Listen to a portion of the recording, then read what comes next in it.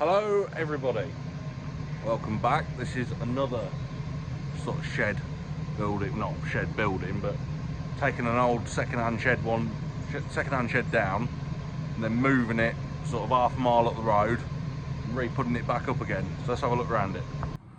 So I've had some chaps come in and strip the roof and the tin sides. And when you're stripping a second-hand roof, you don't really want to be going on the roof. You want to do everything from underneath in a cherry picker. So go up, and then you can either reset, if they've got hook bolts on underneath the Z purlins, you can bolt crop them off. But if they haven't and they're screwed in, you have to use like a reciprocating saw and just put it under and just cut all the bolts off, and then you can lift the sheet up and slide it through and onto a pallet, so you don't have to go on the roof. So everything's done from underneath.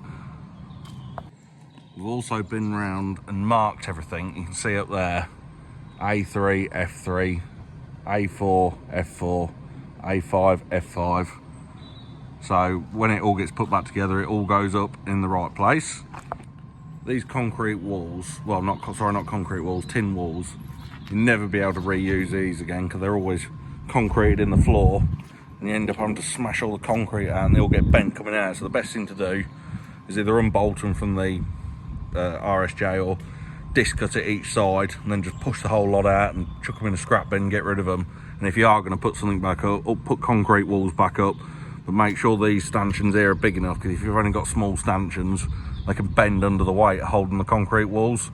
So the roller shutter doors will come out. They're pretty easy. We'll put the pallet tines underneath there and then just unbolt them and then lay them down, and basically everything's going to get loaded onto a trailer and moved a mile up the road. And we're going to have to cut these stanchions off at this level because they're concreted in the floor. So I think the easiest thing to do, we're either going to oxyacetylene them off at the bottom, or we'll run the steel saw through each side and then just snap them off, just pull them off with a digger, just snap the RSJs. And then what we're going to have to do, we're going to have to put these in the bandsaw or something like that, and then cut the bottoms flat and re-weld a steel plate up so that they're going to be able to bolt to the bolt boxes that we're going to have to put back in, like on one of the other shed building videos that you've seen them doing. Also as well, we've had to obviously disconnect all the mains electric. That's the first thing you want to do, to make sure everything's disconnected from it, because the last thing you want is, the electric's still live in here and someone cuts through it and electrocutes themselves. So make sure you do that first. And also as well, all second-hand buildings, usually you might as well put a brand new roof on it and put some brand new cladding on it. And if you want to, you can paint all the steel as well. We're not going to bother doing that because it's not too bad, but if it's rusty, get it all painted and it'll look, or shot blasted and painted, and it'll look completely like a brand new building. So yeah, and we'll use Marley Eternit sheets on the roof, new fibre cement sheets on the roof, and then we're probably going to go with tin sides around the side. Not sure what colour yet. We're going to have a look at that in the future. So we've taken all the Z purlins out, bar the two in the top up there to hold it all together. And when you take these out, make sure you place them nicely, and because they're really delicate, you can end up bending them really easily. So try not to bend them, and then we'll obviously transport these up to where the new building's going. And then one by one, we'll take obviously this steel out first, just here, and then we'll take those two purlins out there, then lift that A section out there, then take the next two out, lift that one out, next two, lift that one out, and then vice versa. And then also, before we take this down, we're going to measure all of these steels. We're going to get the total station again. So if you watch one of my other videos of building the barn, you'll see we get a total station and mark it all out, ready to go back up again. So yeah, we'll measure every single one, then we'll log it on like the laptop of where they all are, and then we can take them down. So we don't want to take this down until obviously it's all measured out, otherwise we won't have a clue where all the new stanchion bases want to go. So that's the next thing we're going to do. So I've made all the bolt boxes up again, all the cones and everything. I've actually reused the old square bits of wood that I did for putting my grain store up. So it's been quite easy. I just pulled all these off, built them all up. I'll just show you a video now of the first shed building, a bit of a clip of it, of what the bolt boxes look like inside. So it's just one massive bolt, 100mm washer, which sits on the bottom there, and then one of the wax cones. So they sit like this, and they stay in the concrete, so they can't pull out.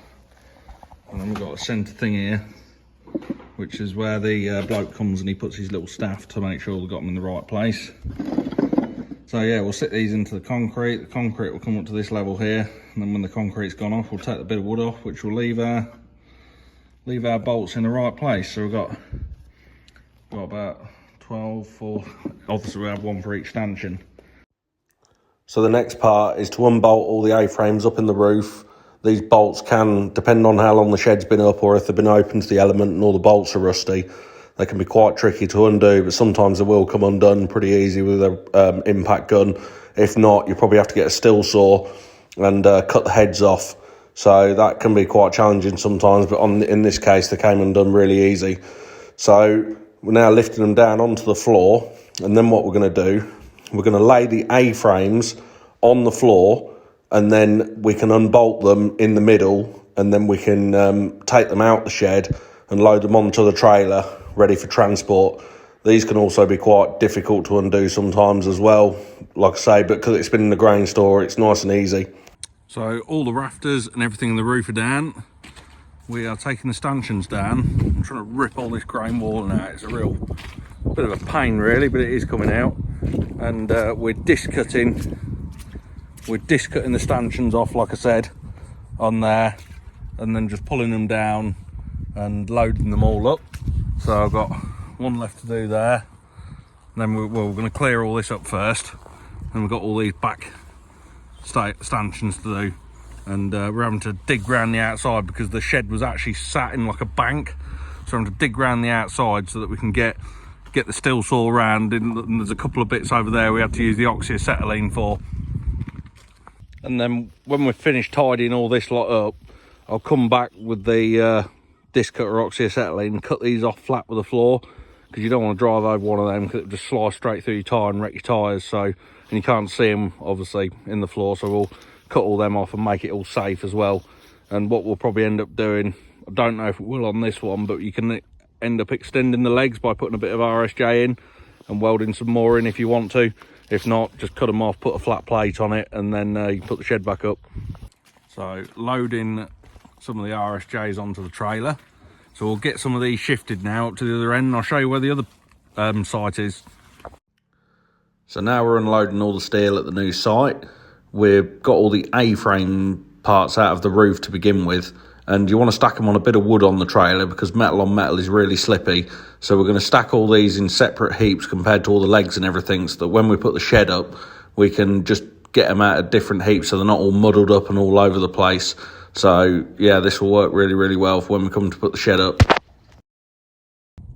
Right, so these are all here. Most of these bolts did come undone, so we can reuse them, but the ones that didn't, we had the odd one or two, so we'll just get some new ones of them, because bolts can be quite expensive when you're having to buy this amount. So they're all the A-frame bits in the roof. A few more spare bits. Purlins down there, just got to get the legs up here now. And then we're going to dig the holes. Yeah, dig all these holes over here, pour the concrete, and start putting it up again.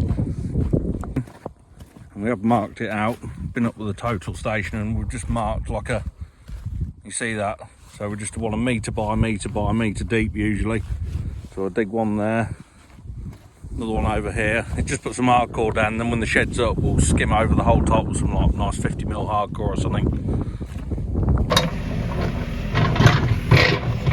Dig the holes for the foundations.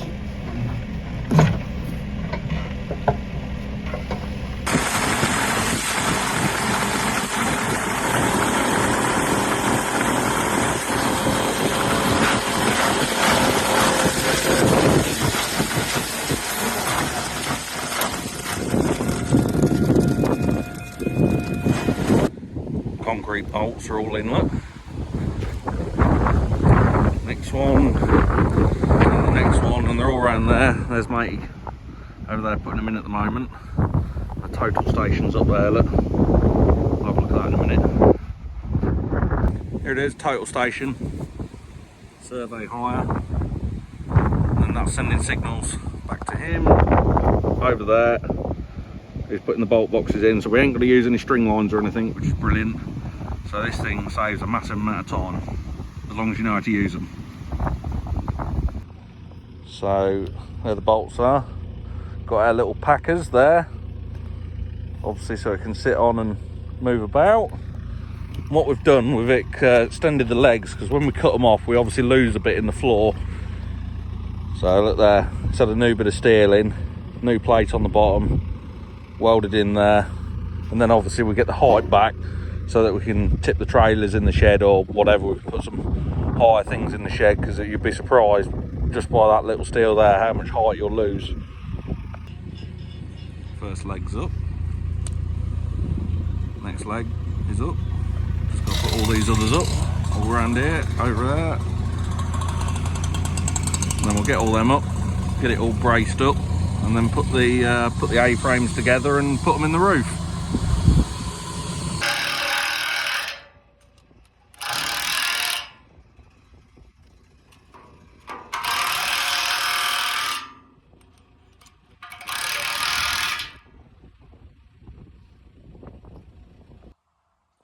Put some of the bracing in, and the eave beams up, they're all up. Same with the other side, just got to put the last few eave beams in and started bolting these together. We have managed to salvage these old bolts, which is good, which will save a few quid. They're all ready to go up.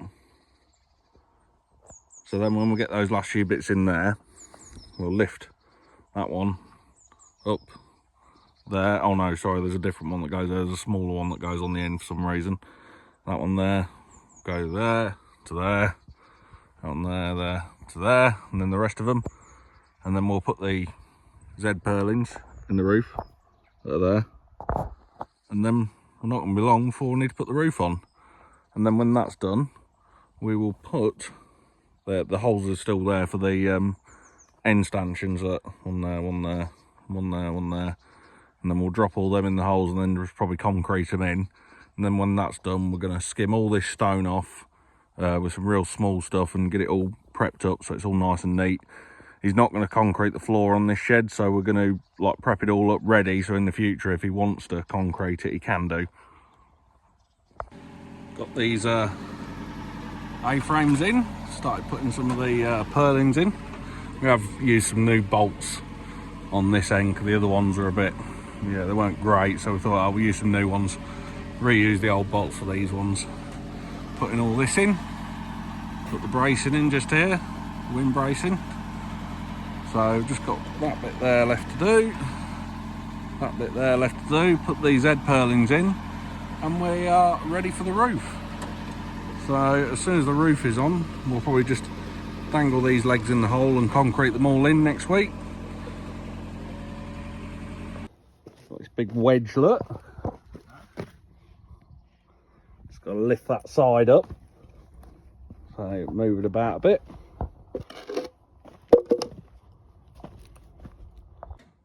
So there we have it. Get the last few Z purlins in and get the roof on.